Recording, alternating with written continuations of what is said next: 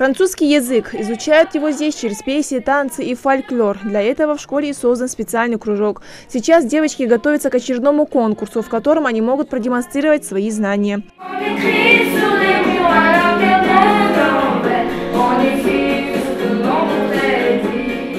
Пока в кабинете французского царит веселая атмосфера, в школьной библиотеке тишина. Дети вовсю готовятся к мероприятию, посвященному творчеству ингушского поэта Герихана Гагиева.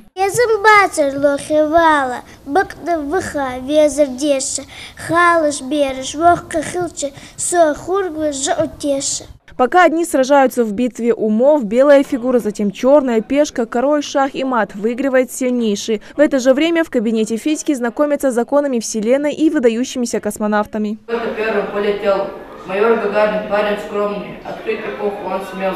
Интеллектуальная работа в школе на должном уровне. Об этом говорят и дополнительные уроки, которые проводятся с одаренными детьми в неурочное время. На базе нашей школы открыт математический кружок, где участвуют учащиеся 6 классов.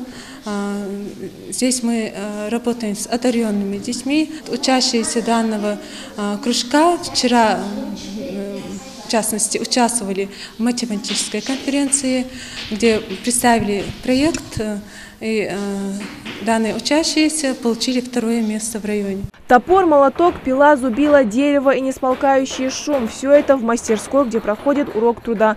Здесь мальчики занимаются чисто мужским делом, мастерят из дерева столы и стулья. Мастерская по сравнению с другими.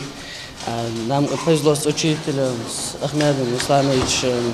Вот, много интересных вещей делаем. Школьники довольны тем, как проходят уроки труда и тем, чему их здесь учат. Еще бы, ведь этой мастерской позавидует любой плотник.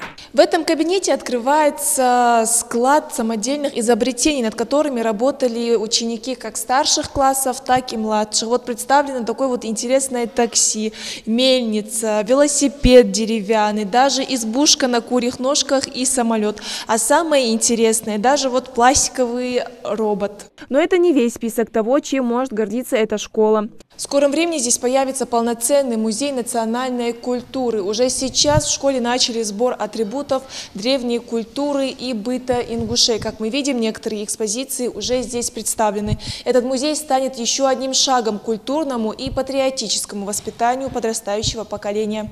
Сегодня как учителя, так и ученики 2-й Сунженской школы никак не могут нарадоваться новому зданию. Всего несколько лет назад все они ютились в стареньком помещении, построенном в царские времена генералом Слепцовым, и то под конюшню. В то время никто и подумать не мог, что скоро они переедут учиться в теплую, красивую, светлую школу, отвечающую всем современным требованиям. Пока ученики начальных классов посещают кружки, старшеклассникам представлены факультативы по различным направлениям. Детишки уходили к 7 часам вечера домой. Это действительно сложная ситуация была. Работали 2 смены. Учителя уходили поздно вечером домой и на следующий день приходили домой на работу. Сейчас, конечно, это изменилось. 1 смена. Если не считать, что у нас вся школа во 2-ю смену свободна. Есть несколько классов, выпускных классов, 4-й, 3-й классы, которые работают во 2-й смене. Подобным изменениям радуются не только учителя и школьники, но и родители. Ведь каждый хочет, чтобы его ребенок учился в школе, оснащенной всеми удобствами. У меня в этой школе учатся 3 детей. 2 детей в начальной образовательной школе и 1 в средней, как бы.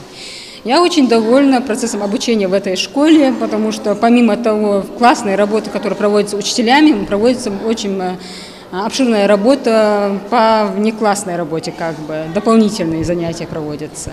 После школы, вуз или СУЗ выпускникам Сунжи далеко идти не придется, да и с выбором тоже мучиться не нужно. Совсем рядом функционирует новый пожароспасательный колледж. История его схожа со школьной. Точно так же раньше студенты учились в старом ветхом здании, без всяких условий для проведения теоретических и практических занятий. Кабинет предназначен для обучения наших студентов вождению автоцистерны, пожарного автомобиля и легкового автомобиля категории «Б».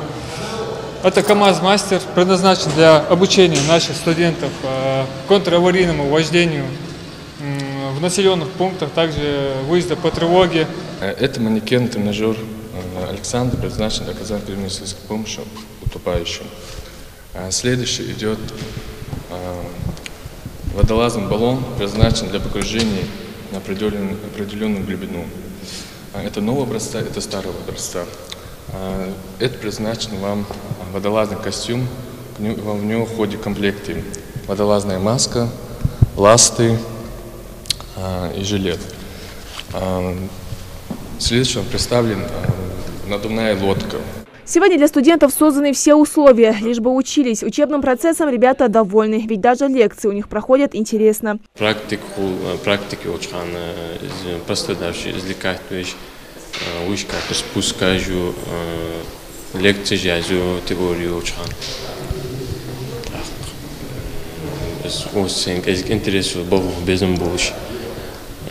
Да, вот здесь безум больше. Высшее образование есть, вот здесь это.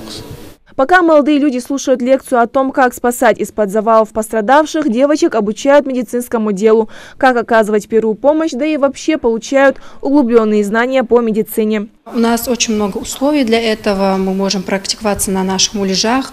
Также выезжаем на другие регионы. Вот недавно были в Пятигорске, тоже выступали «Человеческий фактор». Также в других районах тоже нас вызывают, мы выступаем, максимально выкладываемся. А у этих ребят практические занятия. Они готовятся принять участие во всероссийском этапе чемпионата рабочих профессий WorldSkills. Поэтому тренировки идут в усиленном режиме. Никаких поблажек, все действия максимально приближены к реальным. Разматывайте, на конце ставите трехходовой второй. Присоединяйте 51 рукав. В то время, пока это все делается, двое поднимается наверх со штурмовой лестницы, фиксирует ее там. Потушить пожар на 4-м этаже и спасти пострадавшего за считанные секунды. Вот задача на сегодня.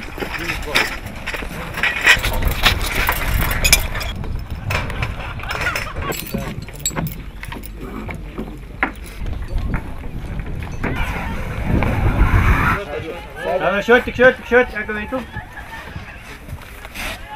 Как считают сами студенты, к соревнованиям они готовы. И все это благодаря тренажерам и опытным преподавателям. На практике значительно больше дает знания, так как мы в процессе практики обучаем намного больше, чем теоретическим занятиям. Новое здание для пожароспасательного колледжа построено всего год назад. За этот период студенты успели повысить свои навыки и заявить о себе на более масштабных соревнованиях. Отделения, такие как пожарная безопасность, защита в ЧС, правоохранительная деятельность, следственское дело и преподаватель начальных классов. Сейчас, как потеплело, мы больше стараемся значение придавать практике. Ну и раньше тоже практике. Раньше у нас не было таких условий, как сейчас. Сейчас у нас есть прекрасные лаборатории, где мы можем обучать практическим знаниям. И наши студенты уже приобретают навыки своей специальности. Те достижения колледжа отметил в своем послании Народному собранию и глава Ингушетии Юнусбек Евкуров. В апреле 2017 года состоялось торжественное открытие нового здания пожарно-спасательного колледжа. Кстати, должен сказать, что это один из лучших проектов такого профиля в округе.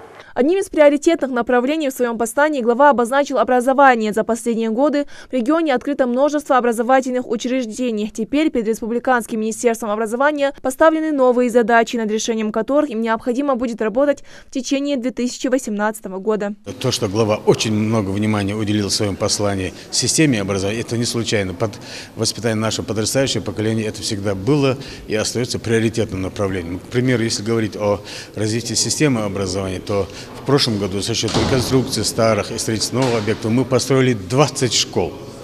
В 2018 году мы закладываем 18 объектов в сфере образования. Это 8 школ и 10 детских садов.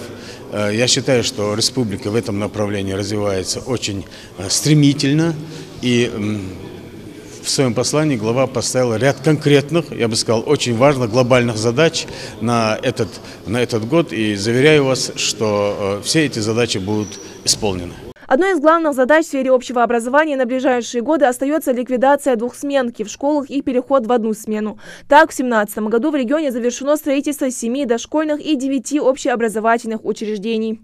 Индира Малкиева, Рамзан Миржоев, Новости 24.